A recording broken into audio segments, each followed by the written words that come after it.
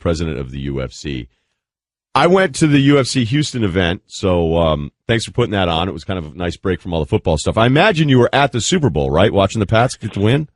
Oh, yeah. Yeah, it was awesome, man. I was, the first three quarters weren't awesome, but the last one was.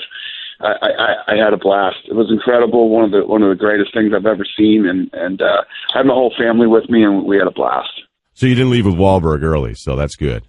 No. Oh my God, he's getting hammered over that, man. He went with the sick kid defense, which I don't blame him. I know. He got up and left in the third quarter, and man, the Boston fans are just all over him. They should too, but he did go to that card where you pretty much get a free pass. You play him a sick kid. We've been talking a lot about Ronda Rousey. We had Ramona Shelburne in here a few weeks ago. She did a nice piece for ESPN, the magazine. I was worried about Ronda going into her fight, even before the fight, because I thought she had invested so much into it as far as her identity and her future. If she won that fight, it was going to be her resurgence. Now that she didn't win it, where is she mentally?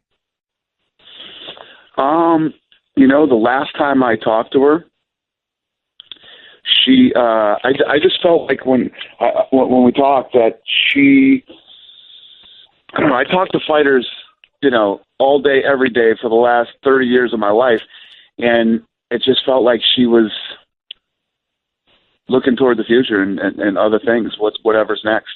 And just for the record, never once did she speak to me about retiring or even hint about it. I just got that feeling from her. Yeah, because when it comes out, you know how it gets chopped up, Dana, and we're talking to Dana White here at the UFC 208 in Brooklyn this weekend, the pay-per-view. It's like, oh, Dana White says that she's going to retire. So you were just kind of talking like a person talking, not necessarily as someone predicting the future her, correct? Absolutely. So is she going to be upset with you, or do you guys you'll work it out? Ronda Rousey and I have and always have had and always will have a great relationship. She is, what she did coming into the UFC, the first woman that I brought in, and what she built and what she's done, and what she's created for women in the future is amazing. And I love her, I respect her, and we never have any problems, her and I. Dana, when I see Conor McGregor and Floyd Mayweather, I see two dudes who love being the center of attention, who love being the center of a conversation. When I see them keep teasing media members, they put out social media posts, I think that's exactly what it is. I think they're just kind of generating attention in a fight that will never happen. Do you see anything different? They're both very good at staying very relevant while they're not doing anything. They're the best. That's the best way to put it. So you don't think this fight will ever happen? Well, let me put it this way. Manny Pacquiao and Floyd Mayweather are in the same sport, and look how long it took for that fight to happen. So let's just lock this one up. We'll have a remote set up in 2025 when no one will want to see it anymore. Right. That's a good point. Dana White joining us here. I look at how much we spend time on talking about quarterbacks, right? Like, you're a huge football guy. There's so many quarterbacks. We see him out of college. You're like, man, that guy never worked out. He stunk. How do you evaluate fighters when you see him at first and wonder if they can actually be the kind of main event fighter that you guys promote in the UFC? Yeah, it's one of those things when you see somebody, you look at their speed, their style, their size, whatever it might be, and then you watch them fight, and how well do they deal with adversity? It's the guys who get into the deep water and can get back out. Those are usually the ones that I look at. And think have the possibility to be a world champion. So you have to. I have this show called Dana White Looking for a Fight that's on YouTube, right? Mm-hmm. It's basically where we go out and we go to these small shows and look for fighters. You have to be there. It's not the same watching them on tape. I believe like these baseball and football scouts. They go to the games. They go to these kids' games and they watch these kids play.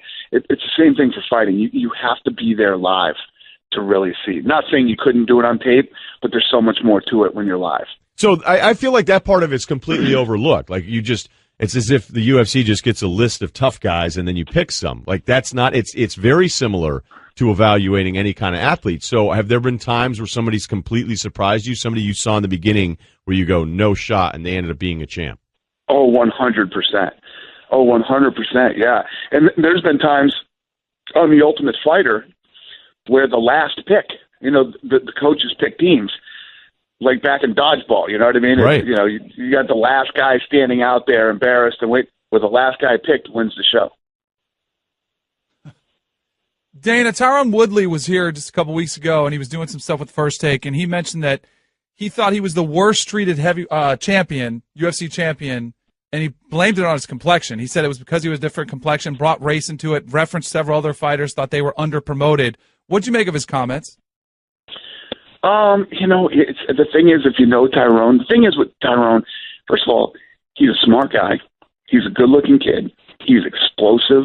He's got knockout power, but he's a bit of a drama queen. I mean, if this guy would just be, it's the way that what he's talking about treated too, and I think he means the fans are a big part of it too, is that, when a fight is made, and Conor McGregor is a perfect example. Conor McGregor has that fight anybody, anywhere attitude, but doesn't just have the attitude, he lives it.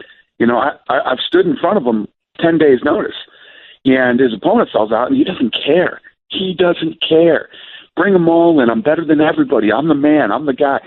If Tyron Woodley had that attitude, Tyron Woodley would be a massive star. Massive star. But he does these things where he literally, he'll say on Instagram, when they know who's next, who's supposed to fight next, he'll go out on social media and say, I'm not fighting him. I don't want to fight him. I think I want to fight this guy or that. You know what I mean? And that's not what people want to hear. People don't want to hear that. And then what he does then is he'll start fighting and arguing with people on social media. And then he wonders why when we show up for a press conference, the whole crowd's booing him. They're not booing him because he's black. There's tons of black guys fighting in the UFC. You know what I mean? So it's Tyron. It's out of, if you look at the guy, right? He's the perfect specimen. He's the perfect athlete that you can get behind and promote until he shoots himself in the foot by doing that type of stuff. Enjoy Brooklyn this weekend, Dana. Thanks, man.